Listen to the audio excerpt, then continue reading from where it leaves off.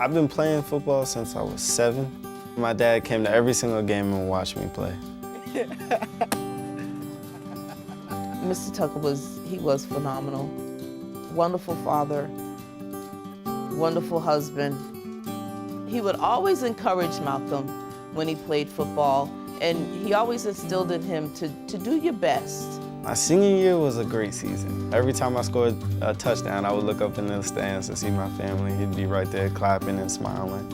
And his usual phrase is, "That's my dude," or "That's my boy," and yeah, that's what he would usually say. In March of 2015, my husband started to lose a lot of weight. I said, there's definitely something wrong. The doctor suggested that Duke would be the best place for my husband to receive the best care possible. They did a CAT scan, and the CAT scan came back showing that there was a mass in his esophagus and in his stomach. He was biopsied and diagnosed as having metastatic colon cancer with extensive metastasis to his liver. Mr. Tucker stayed in Duke Raleigh Hospital for 2 weeks, but he was adamant he wanted to come home. That whole weekend was just rough for him, and we ended up going back to Duke Raleigh.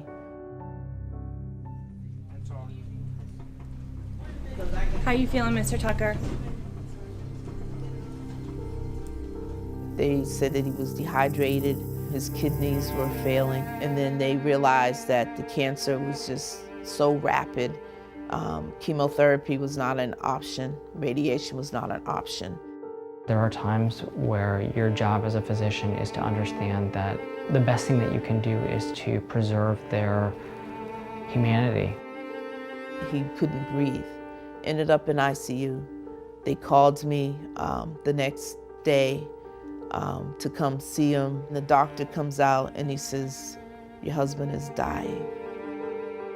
It was tough for me and my family because it just happened. Like, you know, one day he was out all week playing golf, and then the next day he was just sick. Me and my sister really didn't know what was going on until my mom finally told us. He was there all our lives, and it was just, we loved him so very much, and it was just hard. We talked about comfort, quality of life versus quantity of life, and what was most important to them. I'd received a call from Jill, one of our case managers, letting me know of Mr. Tucker's prognosis. Jill and I entered the room with the palliative care doctor to talk to Mr. Tucker and to hear out his wishes. He had shared with me that there were 2 goals that he had. One was to play golf with Tiger Woods, and the other was to see his son Malcolm graduate from high school. I don't know that we're going to get Tiger Woods, but we did want to try and do something for you and for your son. His graduation scheduled for Friday, May 22nd. Mr. Tucker was adamant that he wanted to go to Malcolm's graduation. And we weren't sure if he was going to be with us long enough to experience that and to get him home to Virginia. And so we kind of brainstormed and figured, if we can't get him to the actual graduation, can we bring graduation to him here at Duke Raleigh? That started the chain reaction of getting the ICU staff involved, the doctors involved, case managers, and everybody really came together as a team to see if we could pull this off in the next 24 hours. So streamers and cake? And I'm like, really? I mean, because a lot of times you hear these things happen in hospitals, but it's like now I'm the recipient of this gesture. Sadness brings on joy because now here we are and the people at the hospital wants to do something for our family. Adrian, our chaplain, came running down to my office to say, you know, really need your help. I'd be honored to help in any way I can. Okay. We're turning it around pretty quick. It'll be tomorrow afternoon around 2:30, and the patient doesn't know anything about it. Ms. Tucker gave us permission to discuss his care and to discuss his prognosis. Well, I was calling about a student of yours, Malcolm. We were hoping to get a copy of his high school diploma and do a mini graduation in his father's room tomorrow. We had the diploma emailed to us. It came across and it looked like the real thing. It had been signed by all of the officials in Virginia, particularly in the school district.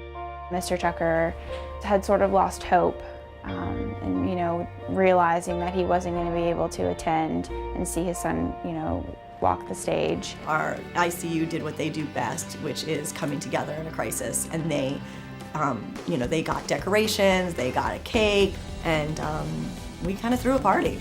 Hey, how are you? Good to see you. Good to see you too.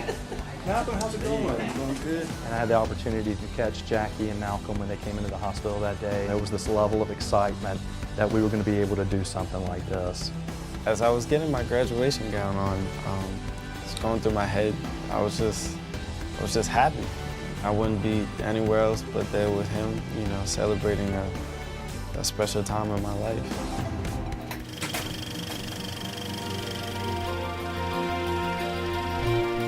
It started out as us kind of gathering, and I think Mr. Tucker was wondering what was going on. I think everybody was just sort of, you know, holding their breath and just taking in this moment. And Mr. Tucker, I mean, there was just a huge smile on his face, and I think he was really overcome with joy. He was very surprised, and he was pleased, and he was honored. He just felt so happy that was, you know, taking place for him. The one person who stood out to me was Dr. Zoss. He acted as my principal and gave me my diploma.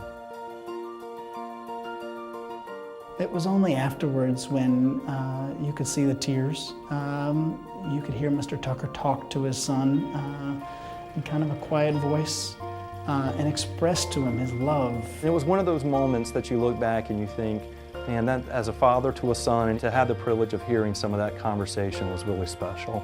It was hard as principal to not break down crying.